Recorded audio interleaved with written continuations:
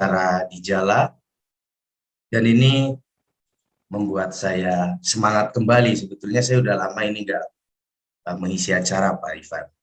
Sama, temanya sama seperti ini, membangkitkan semangat rekan-rekan kembali yang mungkin selama pandemi kita mengalami banyak tekanan, tentunya beberapa orang mengalami psikosomatik juga. Psikosomatik itu adalah kondisi di mana ketika pikiran kita sudah berakibat ke tubuh dan fisik. Oke, mungkin rekan-rekan di sini sudah ada yang pernah terkena COVID, tapi efeknya jangka panjang. COVID-nya sudah negatif, tapi cemasnya masih berkelanjutan. Terus bertemu orang banyak, was-was, khawatir, misal. Ataupun terkadang sering nyeri leher, tapi ketika dicek, sarafnya baik. Kepala sering pusing, di CT scan, ternyata juga baik. Ataupun yang pinggangnya sering sakit, tapi dicek ginjal sehat, semuanya sehat. Nah, biasanya dokter sekarang selalu mengatakan ini Bapak kurang piknik gitu. Nah, itu biasanya karena gangguan psikosomatik ini. Nah, terus lagi di era pandemi ini memaksa kita untuk memiliki pola hidup yang baru gitu. Seperti mencuci tangan gitu. Nah, itu berulang-ulang juga untuk beberapa orang menjadi gangguan juga. Beberapa ada yang mengalami perilaku OCD atau obsessive compulsive disorder. Mencuci tangan, terus ketika melihat ibu tidak nyaman, gitu. Terus contohnya ya mengunci pintu berulang-ulang dan lain sebagainya. Nah, itu juga bentuk dari masalah-masalah yang timbul karena pandemi ini. Oke, mungkin langsung saja nanti untuk share materi di layar. Pak Bambang tadi sudah di-share.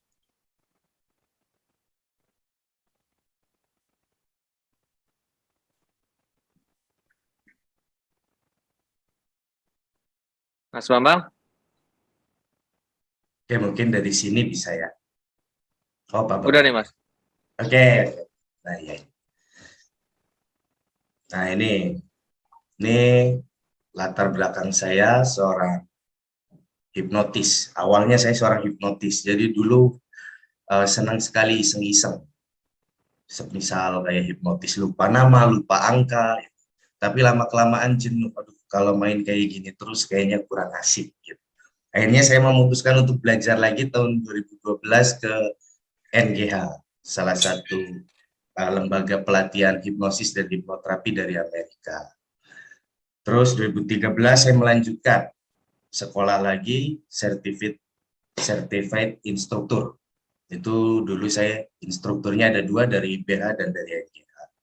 2014 saya belajar neurolinguistic programming. Nah, mungkin rekan-rekan di sini apa itu neurolinguistic programming? Mungkin beberapa di sini sudah ada yang pernah belajar. Biasanya di satu instansi itu pernah belajar apa itu NLP. Gitu. Oke, mungkin ke slide selanjutnya. Oke, sebelum kita lanjut, kita harus paham atau mengerti apa itu pikiran bawah sadar. Jadi dalam sehari pikiran kita, nah ini berisikan ini semua, pikiran sadar dan pikiran bawah sadar manusia. Jadi data, informasi, dan pengetahuan semuanya ada di sini, termasuk kebiasaan kita. Jadi dalam sehari manusia sadar itu hanya 12%.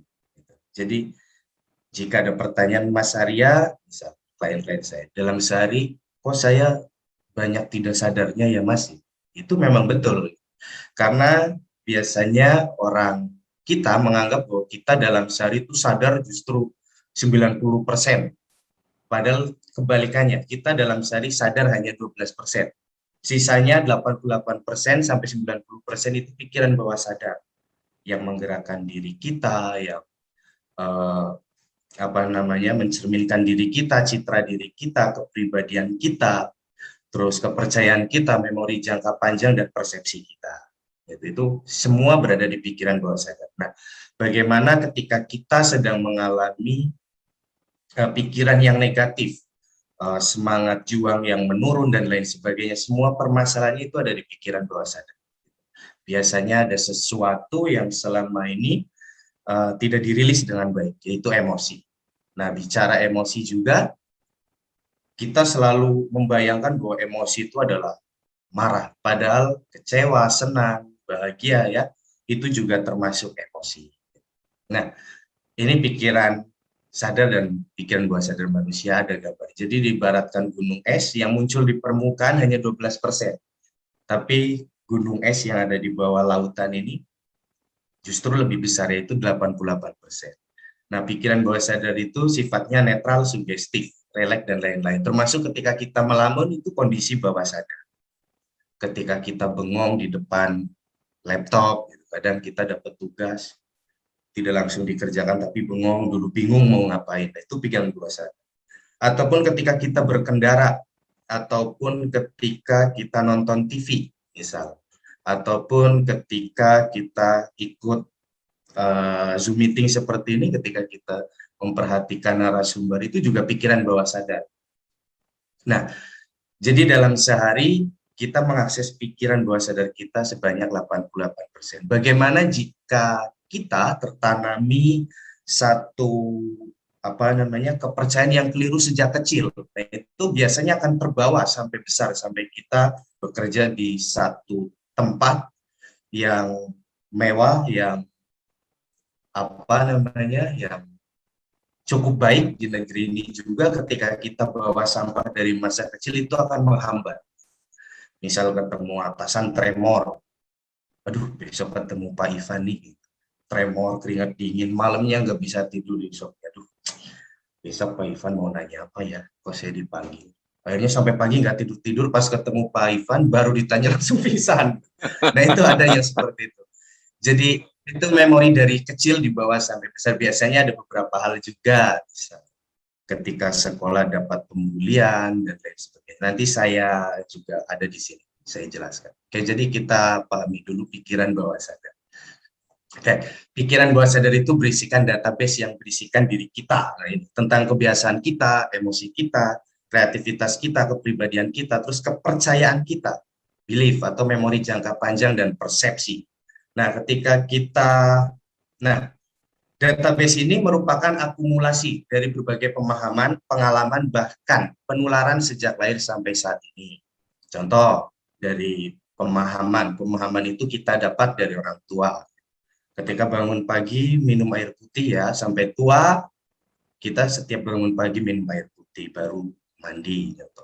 Ataupun beberapa ada yang tertanami pemahaman ini ketika kuliah dulu di kos-kosan, lihat temen bangun minum terus ngerokok, nah akhirnya kita tertular. Sampai saat ini bangun yang dicari bukan langsung minum dulu tapi ngerokok. Nah, itu karena penularan. Gitu.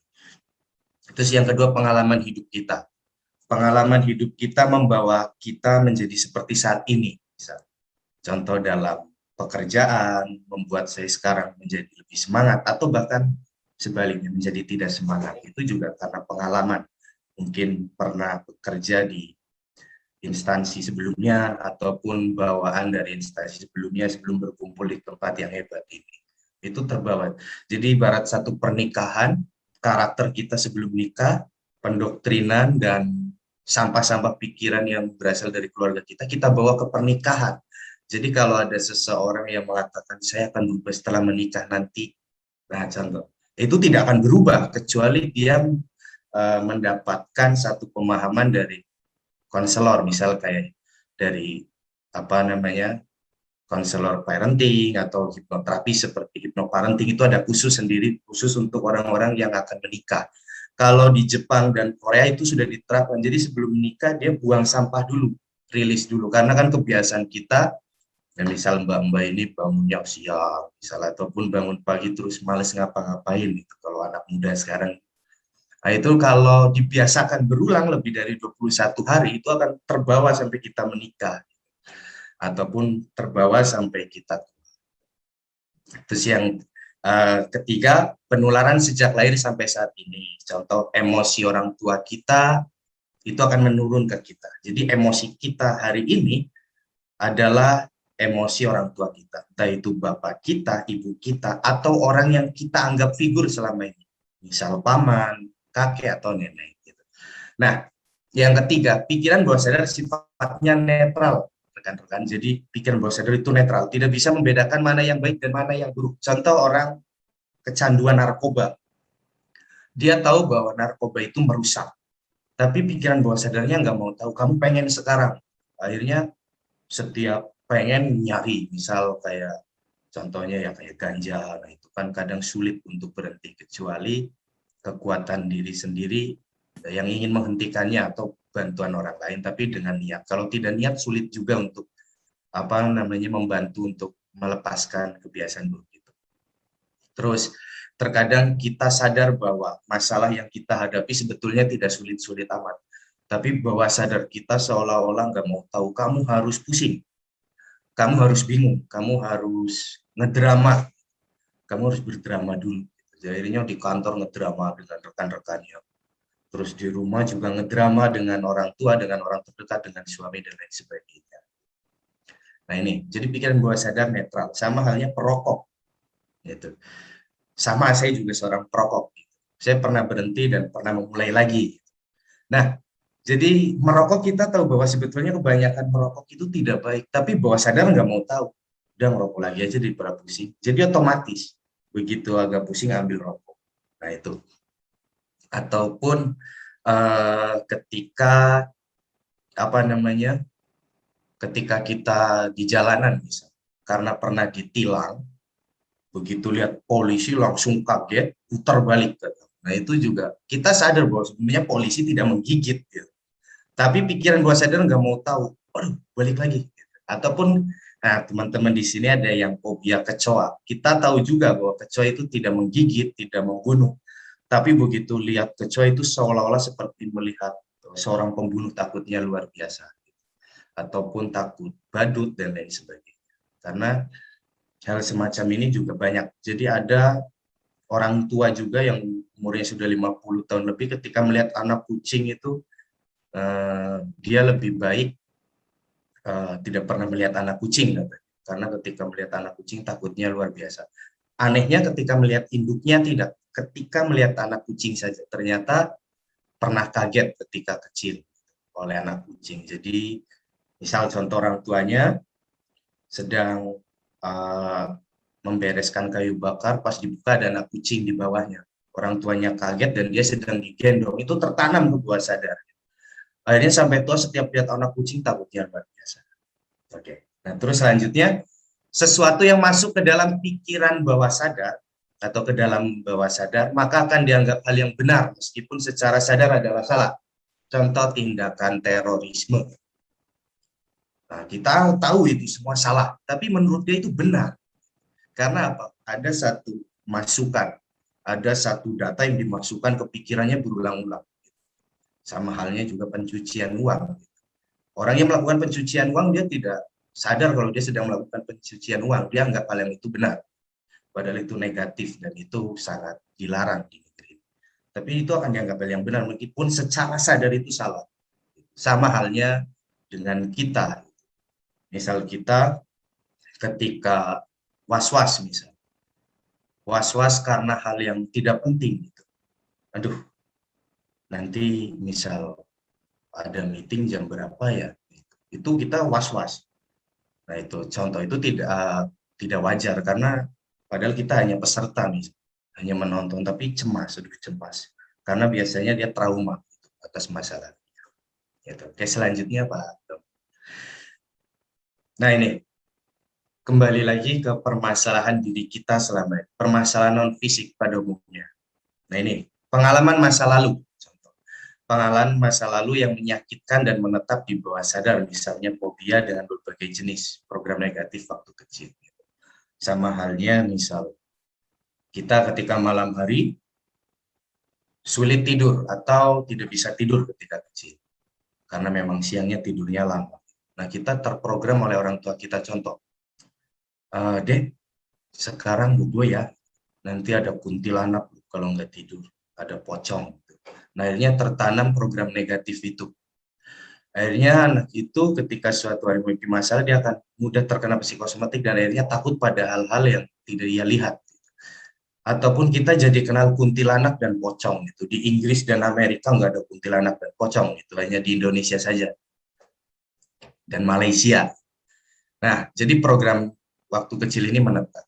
Terus biasanya mbak-mbak nih sebelum menikah, nyapu yang bersinar, nanti suaminya brengosan. Sekarang malah orang yang brengosan yang dicari yang ganteng-ganteng kayak orang Turki.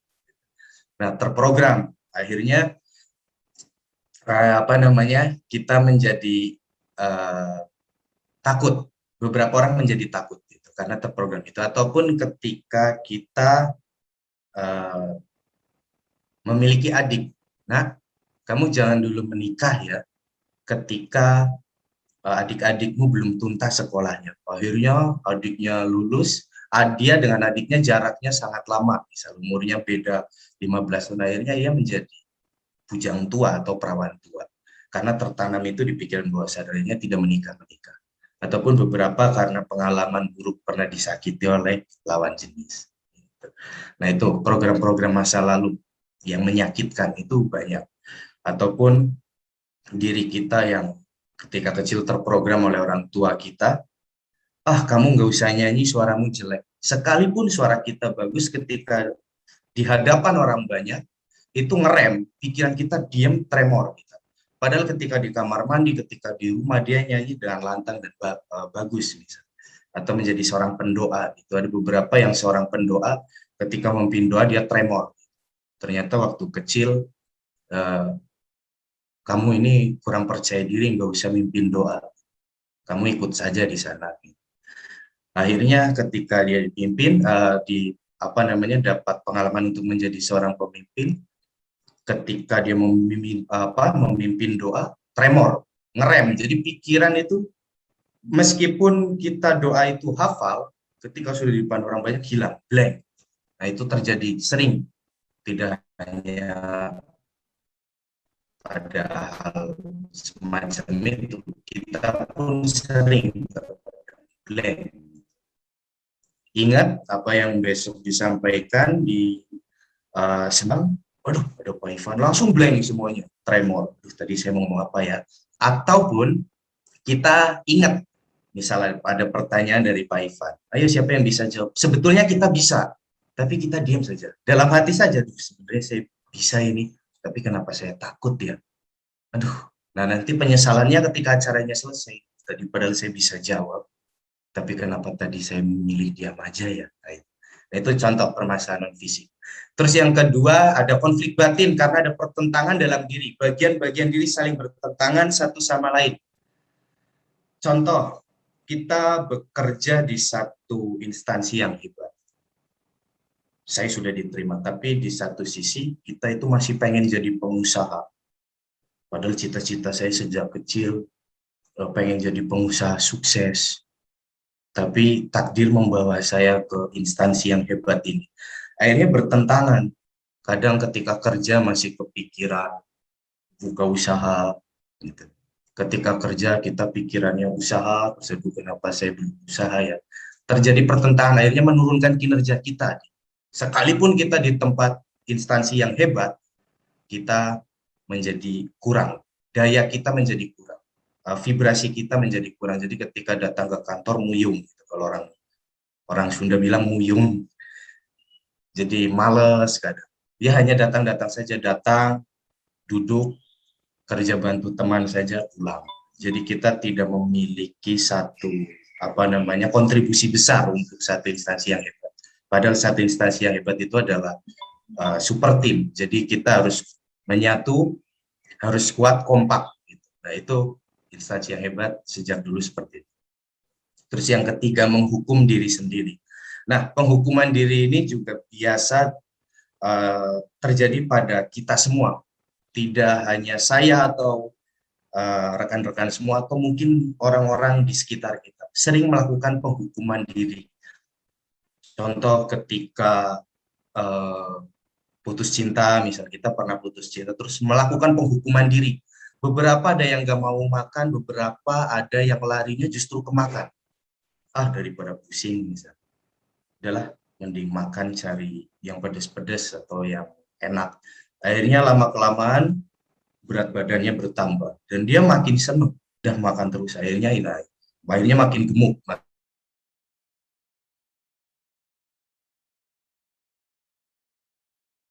Kita misal akhirnya kita ketika berada dan bekerja di instansi itu kita menjadi kurang daya atau tidak ada kontribusi sama sekali, hanya datang pulang.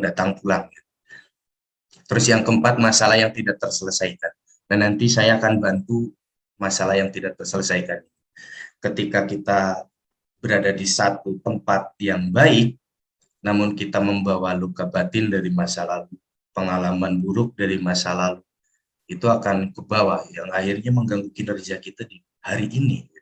Karena kita membawa masalah yang tidak terselesaikan. Jadi ibarat pergi kemana-mana kita bawa ransel yang berat. Orang lain wisata seneng happy, kok saya nggak happy ya. Orang-orang, saya lihat orang-orang kok kayaknya seneng banget, saya kok nggak bisa kayak mereka ya. Nah, itu karena ada masalah yang tidak terselesaikan. Ataupun tiba-tiba kita was-was, ataupun tiba-tiba kita cemas, panik, dan lain sebagainya. Dan selanjutnya ada secondary gain.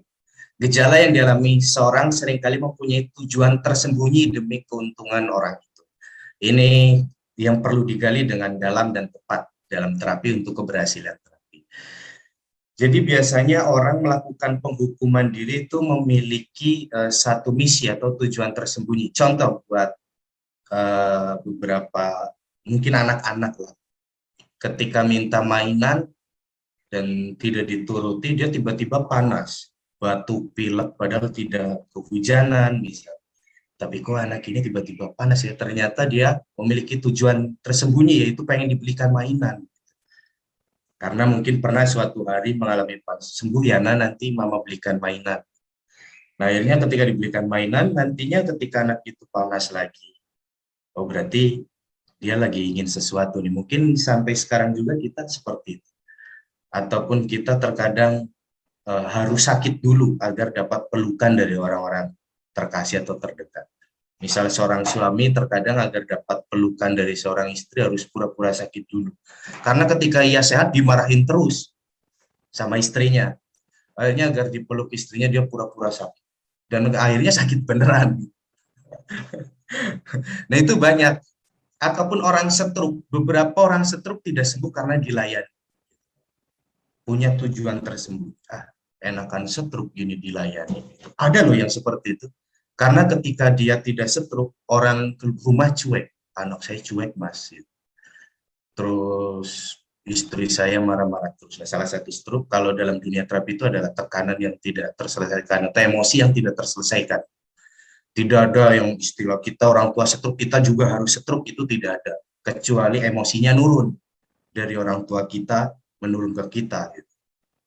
Akhirnya ketika orang tua stroke ya kita tidak jauh gitu antara gampang sakit atau stroke, karena apa? Emosinya nurun, kecuali kita merubah atau istilah orang Bali memutus karma di situ. Gitu. Jadi kita putus karma ya dengan merubah pola pikir kita. Akhirnya stroke itu hanya sampai kakek kita atau orang tua kita, tidak sampai kita. Nah, jadi tujuan tersembunyi ini ada banyak. Atau kita pura-pura sakit agar dapat ucapan cepat sembuh ya. Gitu. Jadi secondary gain ini terjadi pada orang-orang di sekitar kita, terkadang sering terjadi pada orang-orang di sekitar kita atau bahkan diri kita sendiri. Gitu. Ataupun kita tidak masuk ke kantor agar orang-orang yang mungkin menyinggungnya datang ke rumah dan meminta maaf, itu banyak. Jadi banyak orang juga yang ketika sedang berkonflik, orang lain harus minta maaf sekalipun itu kesalahan dia. Oh dia harus minta maaf, kalau enggak mau kerja ataupun kerjanya menurun. Semacam itu banyak. Terus yang selanjutnya, membandingkan diri dengan orang lain, tokoh idolanya dan lain-lain. Ini juga banyak gangguan seperti ini.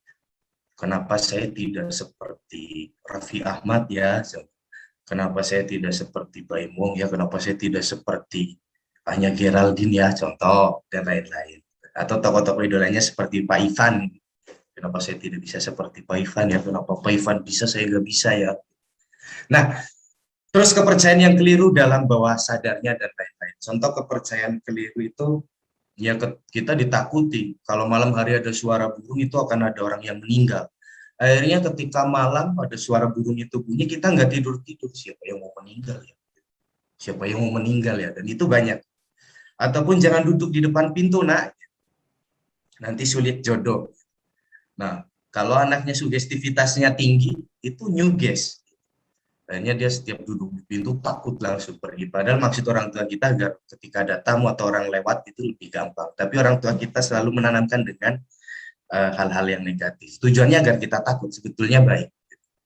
Sama halnya ketika maghrib masuk rumah, nah itu waktunya setan pada keluar.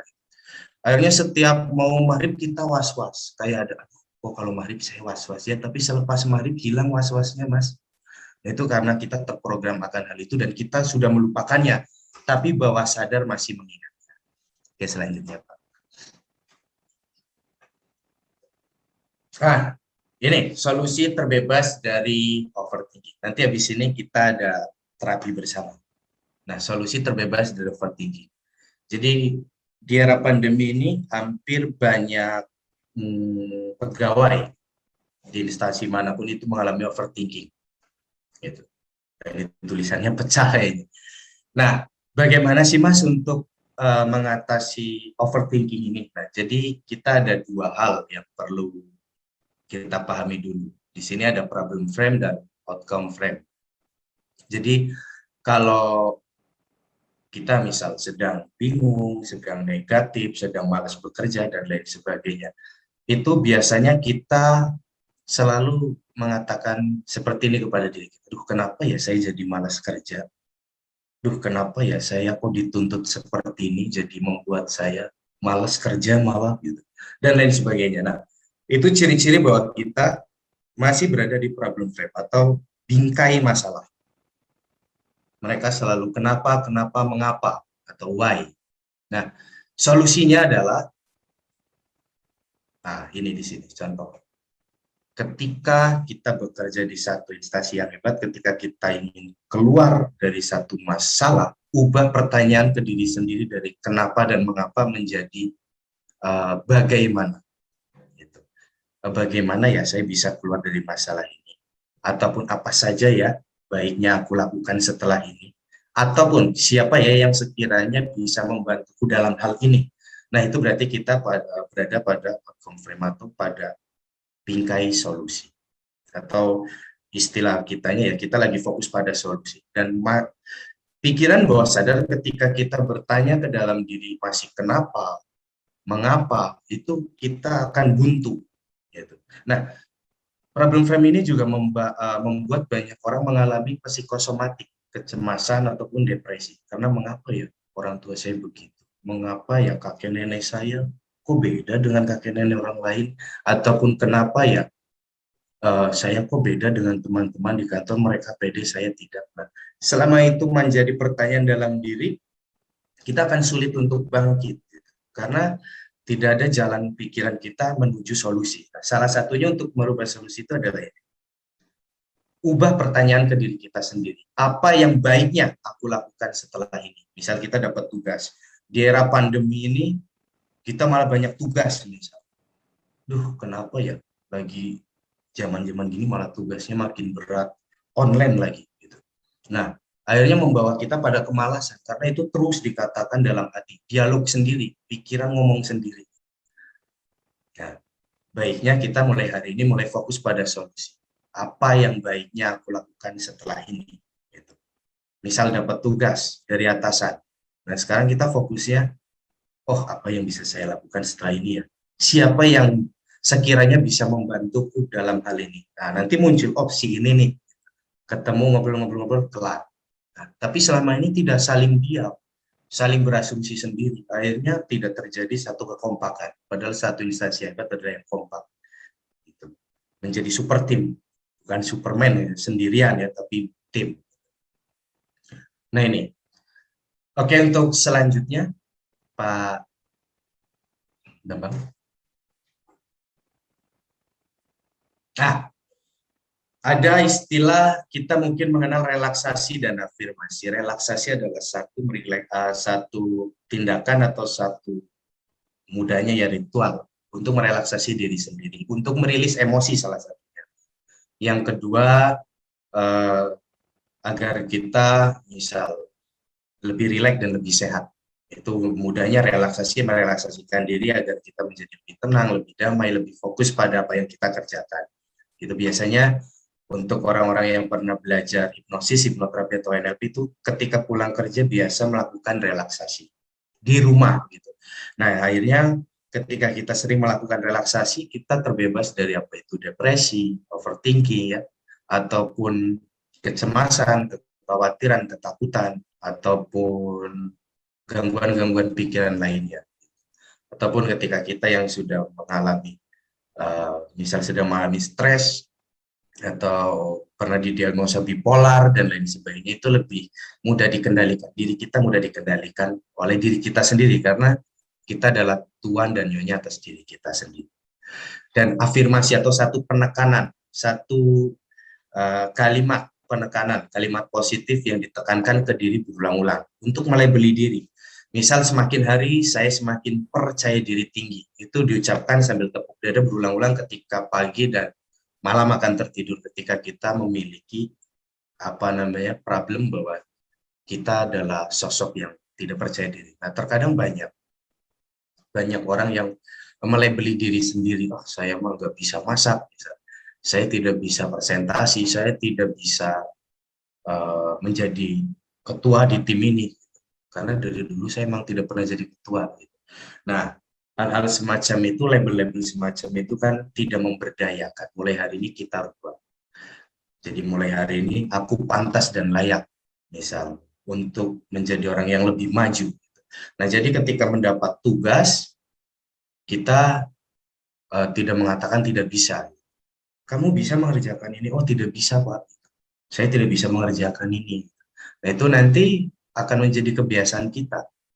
Ketika diberi tugas, selalu mengatakan tidak bisa, akhirnya pikiran kita ngeblok. Sekalipun ketika kita mencobanya bisa, namun karena di awal kita bilang, saya tidak bisa, itu langsung ngeblok. Nah, baiknya perkataan-perkataan seperti itu kita ubah. Saya akan mencobanya, Pak. Nah, semacam itu. Jadi pikiran bawah sadar kita, pikiran kita tidak ngeblok akan hal apapun yang baru. Tugas apapun yang diberikan atasan untuk kita. Jadi kita tidak ngeblok dalam artian, contoh, Dewi kamu bisa mengerjakan ini? Sebetulnya bisa, tapi karena baru melihat banyak banget tulisan, tidak bisa Pak. Padahal sejatinya bisa, pelan-pelan ternyata bisa. Tapi karena di awal sudah bilang tidak bisa, itu ngeblok, menjadi mental block. Nah, kebanyakan dari kita itu membentengi diri sendiri dengan mental block. Saya tidak pantas, saya tidak layak, saya tidak mampu, dan lain sebagainya. Sekalipun sejatinya dia sudah bekerja di satu instansi hebat, tapi dia merasa rendah diri. Dia merasa citra diri dia kecil. Setiap ketemu orang, dia minder di kantor misalnya. Padahal dia sudah bekerja di situ, sudah berada di situ, tandanya dia orang hebat, tapi dia merasa kecil, merasa minder. Nah, itu data-data yang perlu kita perbaiki.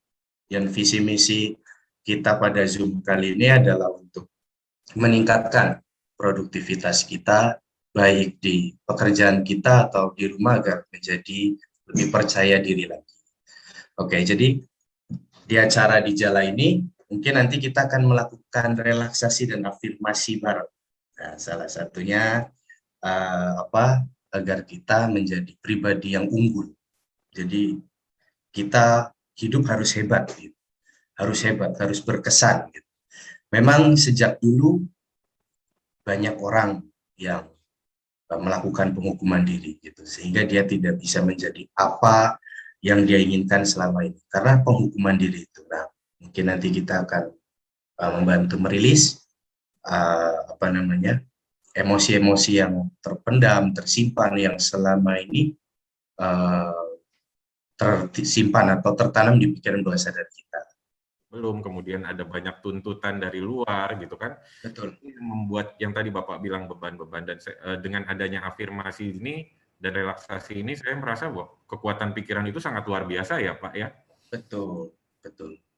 Oke. Segala sesuatu. Lanjut Pak, segala sesuatu.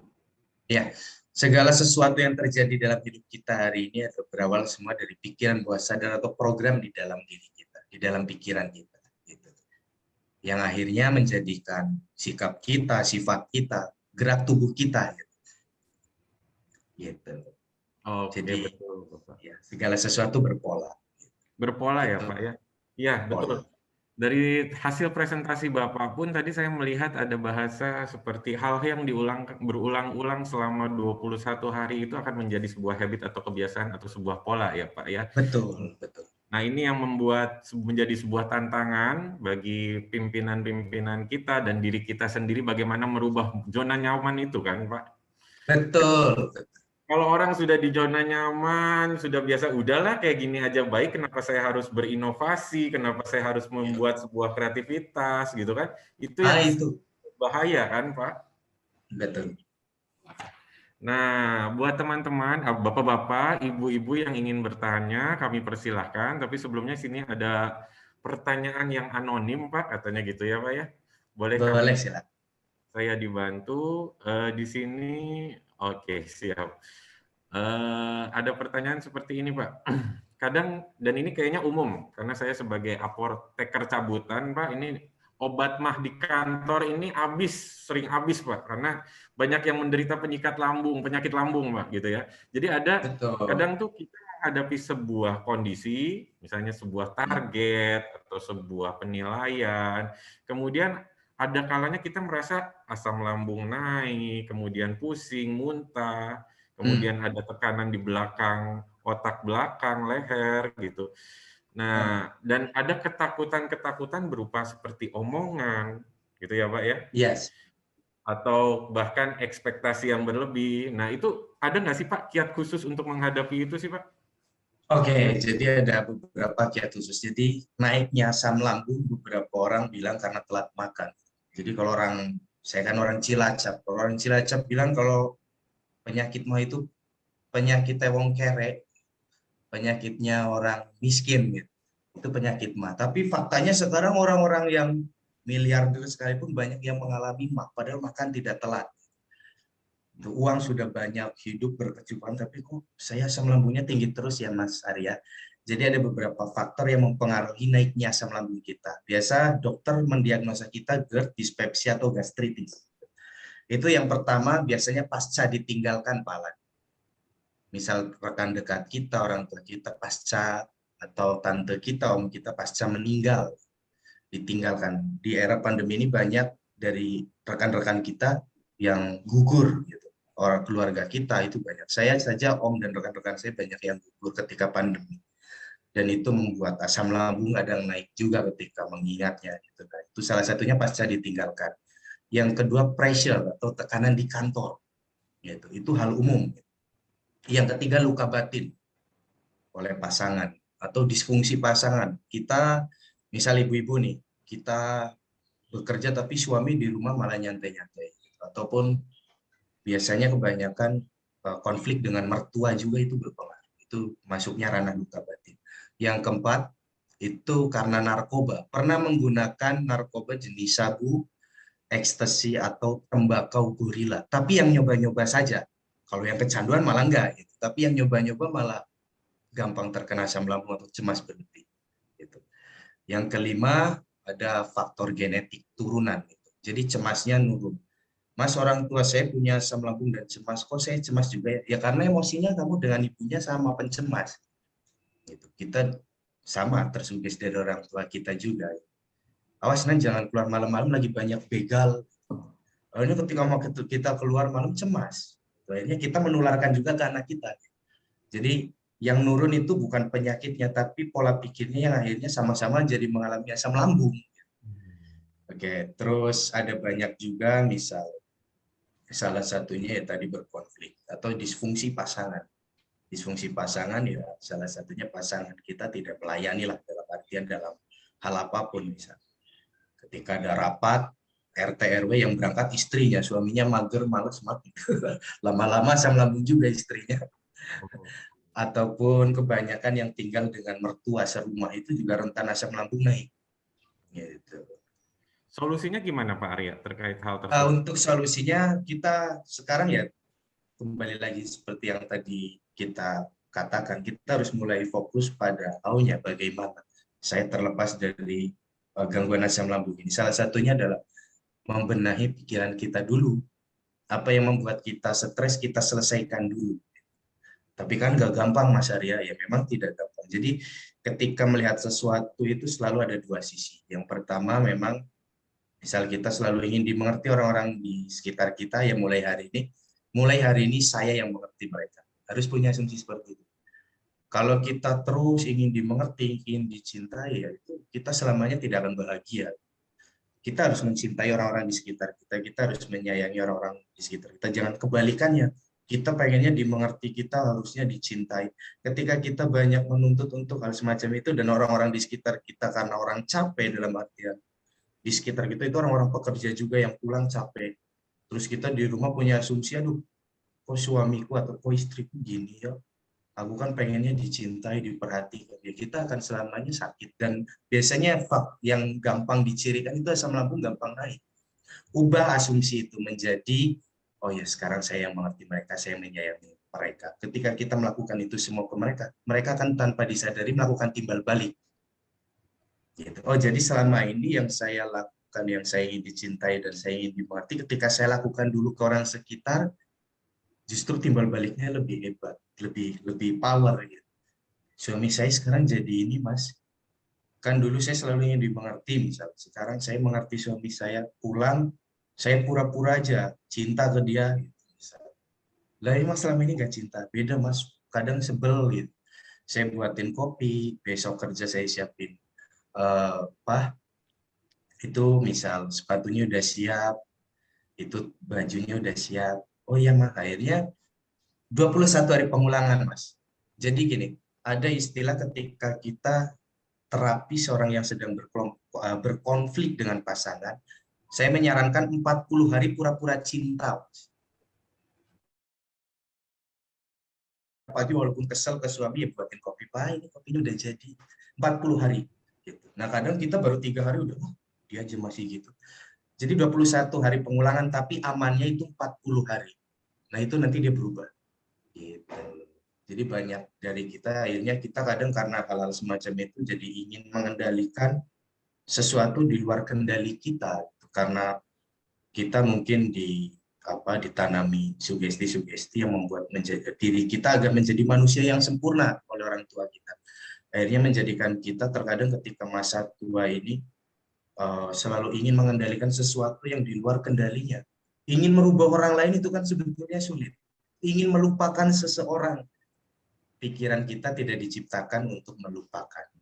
Jadi ketika kita lupa sesuatu, misal rumus matematika, sejatinya kita belum pernah bisa dulu. Kamu ingat nggak rumus matematika ini? Oh saya lupa. Bukan lupa, sebetulnya tidak pernah bisa. Kalau pernah bisa itu ingat lagi, karena bawah sadar itu menyimpan memori masa lalu kita. Sesuatu yang sudah terjadi tersimpan, hanya saja ada yang dirilis. Jadi ketika melihat orang lain menjadi biasa saja. Yang tadinya benci, ya karena sudah terilis. Dulu kita pernah luka batin oleh mantan. Setelah kita dapat pengganti, lihat mantan, sial dulu kenapa saya galau banget karena dia ya. Gitu. Tapi dulu nggak seperti itu. Begitu putus, dia galaunya lama. Gitu. Oh, oke, Mas. Nah, itu salah satu caranya ya, Mas Arya. Di sini sudah ada 2 penanya luar biasa, langsung dari Bapak Karo SDM. Kemudian ada tambahan lagi teman-teman yang silakan bertanya. Kami persilahkan. Pak Albert, kami persilahkan untuk pertanyaannya, Pak. Singkat. Boleh. Terima kasih Mas Alan. Mas Alan agak keringetan ya. Kok kena semua ya Mas Alannya? Iya. Ya, nanti kita ngobrol ya Mas Alan. Pak Arya, sebelumnya terima kasih. Assalamualaikum warahmatullahi wabarakatuh, Pak Kepala, pimpinan dan teman-teman semuanya. Untuk mempersingkat waktu, saya langsung ke Pak Arya ya. Tadi sudah disinggung masalah OCD, Pak. Ya, masalah OCD. Sebenarnya kan tadi sudah dijelaskan bahwa ya sifatnya kompulsif ya, kompulsif. Tapi terkadang gini, saya ini pengalaman saya ketika saya minta tolong atau menyuruh anak saya tutup pagar, katakanlah begitu. Kemudian saya harus ngecek lagi gitu loh. Apa itu termasuk OCD atau tidak? Nah itu kemudian apa juga pengulangan-pengulangan itu tidak semacam itu orang dikatakan perfeksionis. Nah ini kemudian bedanya apa sih dengan ADHD gitu loh? Dengan kan hampir sama gejalanya itu ya. Nah ini Pak Arya, mungkin bagaimana solusinya kalau karena semacam OCD ini tanpa kita sadari terkadang kita ada ke arah sana, apalagi ya katakanlah teman-teman itu tadi manusia yang sedikit perfeksionis atau tidak mempercaya orang lain, apakah itu bisa dikatakan dia ada OCD-nya? Demikian Pak Arya, terima kasih. Oke, terima kasih Pak Albert atas pertanyaannya. Jadi OCD atau apa yang terjadi pada Pak Albert itu sebetulnya hal yang wajar. Misal kita menyuruh anak kita, nah tolong kuncikan pintu. Sudah Pak, tapi kita harus mengecek lagi. Biasanya itu bawaan atau doktrinan kantor Pak, karena kita bekerja di satu tempat yang mengharuskan kita teliti. Contoh, orang yang bekerja di audit Pak, itu parnonya lebih tinggi ketika asam lambung daripada orang yang tidak bekerja di audit. Gitu Pak. Karena ketika di audit kita, ketika pendidikan saja misal, harus parno. Gitu. Harus dicek, harus benar-benar dicek. Nah, karena pekerjaan kita, makanya salah satu kebiasaan kita, salah satu yang membentuk adalah pekerjaan kita. Orang yang pandai berhitung-hitungan atau analisis, atau sering menggunakan otak kiri misal, atau menghitung lah gampangnya, itu mungkin ketika relaksasi tadi, mereka tidak bisa rileks Pak, karena mereka selalu bermain dengan analis mereka. Bayangkan seolah-olah memegang sebuah bola berwarna merah, mana saya megang juga enggak, gitu. Selalu akan seperti itu. Itu orang analis atau otak kiri. Beda yang rekan-rekan semua mungkin di sini yang otak dominannya kanan atau disebutnya orang kanan itu lebih mudah rileks. Itu dan biasanya jarang stres. Ada masalah bodo amat. Nah, tapi ketika di satu instansi hebat ya ada masalah jangan bodo amat gitu. Diusahakan santai serius selesai. Kita santai tapi serius tapi selesai. Gitu. Biasanya 3S ini dilakukan oleh orang-orang yang di instansi yang mengharuskan kita selalu mobile, dalam arti membaik pikiran, perasaan kita atau fisik kita harus selalu siap. Gitu. Nah itu biasanya menerapkan 3S, santai, serius, tapi selesai. Gitu. Nah kalau orang perfeksionis biasanya ketika di tim itu justru menjadi vibrasi yang kurang baik Pak. Karena segalanya, coba udah dicek belum? Kamu gimana tengah malam? Kamu udah selesai belum nih? Padahal sebetulnya bisa besok gitu, atau bisa lebih santai, tapi orang perfeksionis tidak Pak. Terkadang orang perfeksionis itu juga menghambat diri kita sendiri gitu. Dalam artian aduh dia udah udah selesai belum ya. Nah mungkin apa yang ditanyakan Pak Albert itu lebih ke karena bawaan pekerjaan Pak, karena mungkin dari muda sudah selalu bersinggungan dengan hal yang perlu dicek ulang, ataupun ketika ketika kecil kita juga oleh orang tua kita disarankan seperti itu, dicek lagi nah coba dicek lagi kompor udah dicabut belum gasnya. Setiap mau pergi kita diperintah orang tua kita, Pak coba gasnya dicabut, atau nah coba gasnya dicabut, kita kan mau pulang kampung. Akhirnya anaknya ketika suatu hari kita punya anaknya kita minta untuk melepas gas karena akan pulang kampung, itu walaupun anak kita sudah bilang sudah Pak, kita ngecek lagi karena kita orang yang teliti gitu, dan itu bagus Pak. Jadi itu bukan OCD. Kalau OCD itu misal yang parah obsesif kompulsif itu tidak umum, jadi ngeceknya itu berulang-ulang Pak, bisa sejam 2 jam, dilepas tutup lepas tutup. Bahkan saya ada klien yang sedang saya tangani itu mandi 5 jam setiap harinya Pak. Jadi terus sampoan terus sampai sampo yang besar saja itu 5 hari habis. Sikat gigi itu pasta giginya 2 hari habis karena terus gosok gigi karena dia merasa belum bersih. Gitu. Baik rambutnya, giginya gitu. Jadi setiap hari mandi 5 jam gitu, dan dia sendiri terganggu. Gitu Pak Albert, mungkin Siap. ada tambahan dari Lanjut ya, ada Pak Bambang Hadi Purnama, silakan. Purnomo, silakan Pak. Terima kasih Pak Alan. Bismillahirrahmanirrahim. Assalamualaikum warahmatullahi wabarakatuh. Izin Pak Kepala, Bapak Ibu pejabat di PPATK, dan Pak Arya. Terima kasih Pak atas insight-nya. Yang pertama, tadi Bapak menyebutkan bahwa salah satu emosional Pak ya, orang tua itu akan menurun, bisa menurun ini Pak ke anaknya. Nah, ini gimana Pak cara nyegahnya supaya menurunnya itu enggak, kita bisa mencegah gitu loh, tidak terlalu menurun yang sisi negatifnya kepada anak kita gitu Pak. Yang kedua adalah kadang-kadang anak kita di dalam sekolah itu pulang murung gitu Pak ya. Gimana kita mensugesti gitu Pak ya, mensugesti supaya dia ke arah yang kembali lagi ke yang lebih baik gitu. Yang ketiga ini Pak, kadang-kadang kinerja kita itu dalam kondisi on fire Pak, tergantung pada lingkungan kondisi yang ada gitu, bisa menyenangkan bisa enggak. Tetapi kadang-kadang juga bisa menurun karena pengaruh juga suatu lingkungan.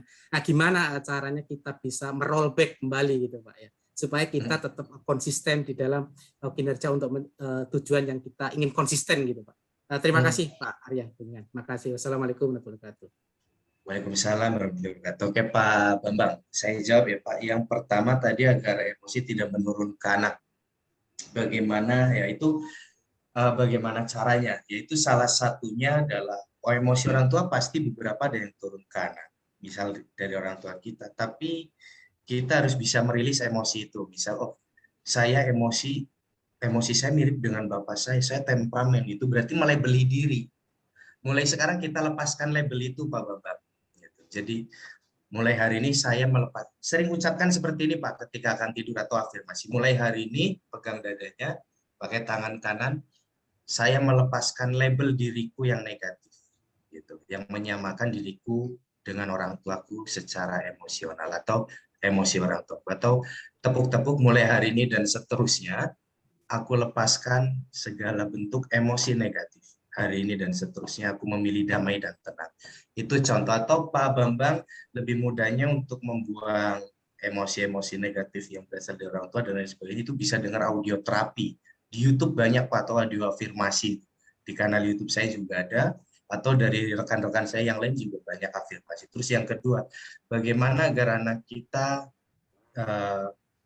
ketika pulang sekolah tidak murung dan lain sebagainya.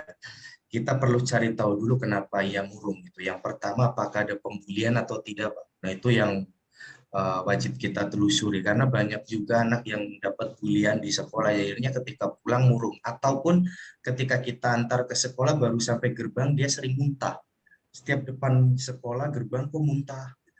Ini anak kenapa? Ternyata terjadi pembulian. Nah itu ketika akan tidur Pak, atau tidur namun belum 1 jam. Ketika anak kita biasa tidur jam 8, dia tidur jam 8, setengah 9 kita bisikan di kuping sebelah kanan Pak. Misal sambil diusap punggungnya, nak, semakin hari semakin semangat ya, semakin percaya diri, semakin baik dan lain sebagainya. Gitu Pak. Jadi bisikan di kuping sebelah kanan. Gitu. Nah, jadi hal semacam ini tuh sudah dilakukan oleh moyang kita. Moyang kita dulu sering menyanyikan lagu-lagu perjuangan itu biar anaknya semangat berjuang. Sama kayak lagu-lagu daerah juga kan banyak. Contohnya Aceh itu lagu akan tidurnya lagu anak-anak agar supaya semangat berperang, padahal udah tidak di zaman perang sebetulnya. Harusnya nyanyiannya seperti tadi saat belum mulai, itu keren gitu. Begitu. Jadi apapun yang terjadi dalam diri kita adalah hasil dari penanaman, baik dari orang terdekat ataupun siapapun yang berada di lingkungan kita atau circle kita. Diri kita adalah 7 di antara teman dekat kita. Gitu.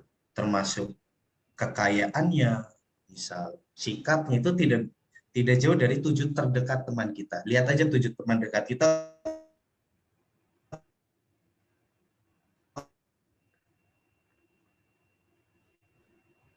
Itu suaranya Pak Arya.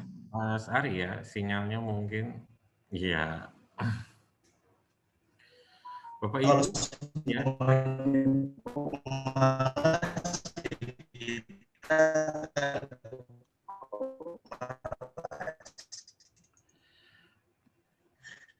Kalau mereka sukses, ya kita belum sukses, lama-lama kita akan setara dengan mereka. Begitu.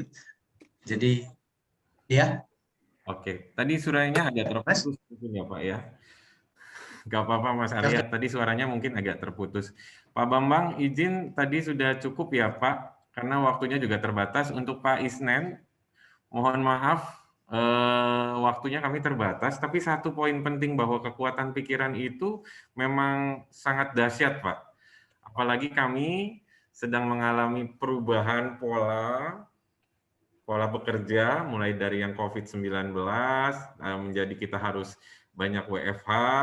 Selain itu juga kami sedang melakukan perubahan, kita nih PPATK ini sedang merubah pola dari yang biasanya zona nyaman menjadi zona yang sedikit roller coaster gitu ya. Wah, naik turun, banyak pergerakan, banyak ini, banyak itu. Nah, ini menjadi tantangan sendiri buat kita, dan jangan lupa tetap mengafirmasi diri bahwa kita mampu.